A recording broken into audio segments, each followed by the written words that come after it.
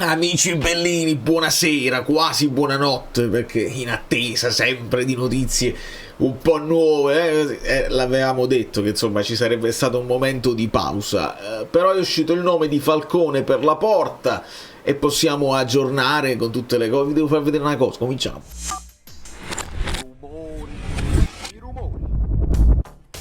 Veramente più che le cose così, vi devo far vedere il mio Umberto Livello mi sta dando a disposizione un altro strumento per rendere tutto più bello da vedere anche a livello grafico. Io vi ringrazio Mario De Risi, a tutti quelli che si sono iscritti dopo il video di ieri. Ieri è stata giornata nostalgia e mi piace Falcone. Io credo che Falcone sarebbe un ottimo secondo portiere. Penso che Falcone merita un like, un portiere che anche a livello fantacalcistico è uno di quelli che tra quelli più piccoli viene apprezzato perché porta la sua prestazione, la porta a casa. Comparate, vogliamo vedere un attimo, ci spostiamo da questo. Oh no, questa è un'altra cosa, questa poi ne parliamo, calma, perché io devo entrare in hype, visto che il calciomercato, cioè ci sarà un momento così, io devo almeno entrare in hype con la maglia. Ma vediamo un pochino di quello che si può parlare. Guardate che bellezza, io posso organizzare tutte le cose e dire per esempio quali sono i giocatori sicuri di restare. Clicco qua e ci sono questi qua e così. Quali sono invece quelli che di fronte a un'offerta il Napoli potrebbe pensarci? E allora io clicco qua. Ah, sa per esempio Raspadori, chissà. Questi qua erano stati detti non sicurissimi di restare. Se arriva un'offerta, per esempio, se c'è la clausola, c'è niente da fare, tipo Lobotka. Insomma, volevo ringraziare l'ottimo Umberto che mi sta dando una mano. E già da qui devo aggiustare ancora delle cose, perché però ci stiamo lavorando. Già da qui possiamo segnalare il Cajuste out. Lo possiamo prendere, lo possiamo buttare da un'altra parte, perché è arrivato l'Here We Go. Si parla di un prestito, insomma, di 1 milione, e poi se lo vanno a riscattare ci fanno sapere, insomma, se fa 15 presenze scatta il riscatto per tipo 6,5, non molto. Insomma, il Napoli non fa minusvalenza, ovviamente non ci andiamo a perdere niente, però purtroppo è stata un'operazione che non ha funzionato. E qua si vedrà, secondo me, anche perché sul versante degli acquisti ci stiamo muovendo, e quindi Manna molto attivo. Vediamo quanto riusciamo a prendere da tutti questi giocatori in giallo, che sono sia trattative in uscita sia in entrata. Vedete quanti ne sono: Ngong, Folorunscio, si parlava anche di Cagliari, Ngong si parlava di Torino, Lindstrom non ci sono notizie su Lindstrom, Simeone, un sacco di squadre. Buon compleanno Simeone. Che dira Osimhen? Su Osimhen siamo alle solite, insomma, alle solite cose. Signori, mancano 9 giorni alla clausola, e questa è una riflessione che va fatta, nel senso che se lo vuoi allo scadere se lo valuti 75 al 1° luglio se lo vanno a prendere, e invece evidentemente non convince appieno le squadre che se lo possono permettere. È notizia di questi giorni che insomma l'Arsenal è in chiusura per Gyökeres, e qualche movimento di grandi punte potrebbe scattare nel momento in cui si chiude quella trattativa là. Sapevamo che l'Arsenal era più orientato su Sesko, adesso hanno puntato forte Gyökeres. Vediamo se il Manchester United vuole fare qualcosina. C'erano dei rumor che insomma Amorim preferirebbe. Siamo veramente in attesa, però il pensiero è sempre quello là. Si arriverà probabilmente a quel 15 luglio dove la clausola non è più detto che valga, e lì si andrà in trattativa. Se te ne danno 60, 50, 40, vai liscio, perché io non vorrei vederlo a Di Maro. Mi darebbe fastidio poi intaccare anche certi equilibri, certe amicizie, non funzionerebbe più tanto. E quindi vediamo cosa succede su Osimhen. Dalle varie trattative in entrata aggiungiamo Falcone ai vari portieri, perché si era parlato di Milinkovic-Savic, Suzuki, una mezzala. Sempre il discorso Kean. Io penso che Sancho, lo dimmo pure lui, De Ligt.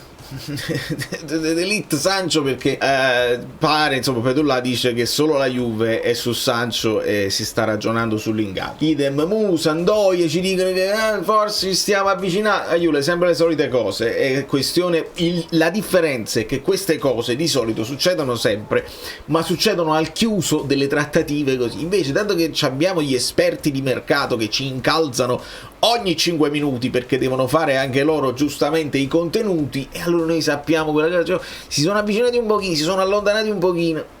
È una trattativa normalissima, magari, che però tutte queste notizie une dietro all'altra che non cambiano lo stato delle cose ti danno un po' di ansia. E invece partiamo con le live. Da domani, se non ci sono notizie, io cerco di andare live più brevi, live meno strutturate, giusto per fare una chiacchiera insieme. Se avete delle domande, delle curiosità, almeno ci connettiamo. Se non ci sono notizie che devo fare i video per forza, così almeno possiamo parlare tra di noi, facciamo qualche live e ci divertiamo sicuramente.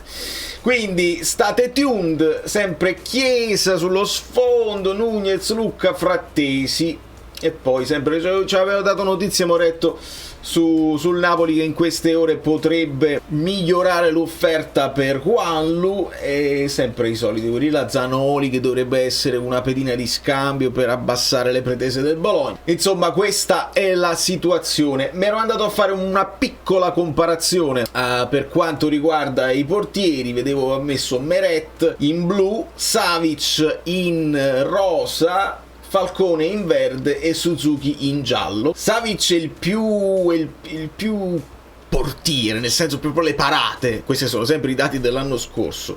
Quello in cui eccelle Falcone va vicino a Suzuki per quanto riguarda i duelli aerei, che potrebbero essere le uscite alte, e non c'è mai. Suzuki ha anche questi intercetti, perché il Parma che giocava con la difesa alta, credo che quello significa, insomma, quasi il giocare da libero. Però stranamente sui passaggi lunghi Suzuki non benissimo. Forse lui ce l'ha questo lancio a scavalcare, ma non venivano ricevuti. Dipende pure dagli attaccanti che devono riceverlo il pallone. Quindi sotto questo punto di vista Meret risulta il portiere più equilibrato, secondo me, tra questi quattro. Molto simile Falcone, se ci riflettete sulla questione dei passaggi, siamo lì. Più uscite rispetto a Meret. Secondo me è un validissimo secondo portiere, se il Napoli vuole farlo, se i prezzi sono logici, secondo me può fare benissimo. E per quanto riguarda, io voglio crearmi da solo un po' di hype, non so niente assolutamente, mi sono divertito a disegnarne un'altra versione. Quelli che sono i rumors che sto leggendo, vedete, ho messo lo scudetto al contrario, non sarà così, anzi ci dicono che probabilmente, qualcuno dice che Uccellini, Valentina non mi sta dicendo, Valentina sta in vacanza ancora e siamo sempre gli ultimi a presentarla, ma nella logica delle cose a questo punto bisogna far tornare dalle vacanze i vari De Bruyne, perché la devi presentare con De Bruyne. Cioè, mi sembra evidente, no? Quindi lo scudetto non sarà al contrario, ma potrebbe essere spostato al posto sulla sinistra, al posto dello stemma del Napoli. Potrebbe essere un'idea. E niente, insomma, le voci di ricorridoio che si stanno rincorrendo, si parla di una rinuncia al colletto polo, quindi un colletto più classico. E vediamo, veramente non ne so molto. Un bell'azzurro, bello pimpante, magari. Vediamo come sarà il pattern, se ci sarà una texture particolare. E insomma, la prima maglia, lo sapete, deve essere comunque classica. E la maglia del Napoli è già bella di per sé, quando non ci metti una lete in rosso sopra, e quindi è difficile farla più bella ogni anno, ma ce la faremo e siamo pronti. Io non vedo l'ora, perché sto come un pazzo, la voglio vedere. Credo che per Di Maro, insomma, si farà, perché poi lì hanno gli store e quindi tutti i tifosi che arrivano vorranno comprare la nuova maglia. Dobbiamo avere un po' di pazienza. L'anno scorso la presentammo che era tipo il 4 di luglio, non mi ricordo, il 5, il 6, insomma, in questo periodo qua. Evidentemente si dovrà aspettare ancora un pochino. Dobbiamo portare pazienza, un po' di pazienza, e tutto si farà. non vi preoccupate. Ci rispostiamo, voi magari avete dei like residui che me li potete lasciare, io controllo. Nel frattempo c'è Umberto che mi sta facendo le ultime modifiche, il ringraziamento proprio speciale per Umberto, tutte le modifiche all'app, e questo è, non c'è altro, conferme sull'Hang, ma non avevamo dubbi, insomma. La Cremonese ha mostrato interesse per Mazzocchi, potrebbe essere, anche Ambrosi, e il PAOK Salonicco sembra interessato a Shadira, vediamo di cosa si tratta. Da New York, Valerio Fluto è tutto, fatemi sapere che ne pensate della possibile maglia, che poi io non so niente, delle possibili trattative. Falcone sembra interessante, e magari ci vediamo live domani. Se non escono notizie da video, vediamo di vederci live. Voi state tuned, perché io posso fare le cose all'improvviso.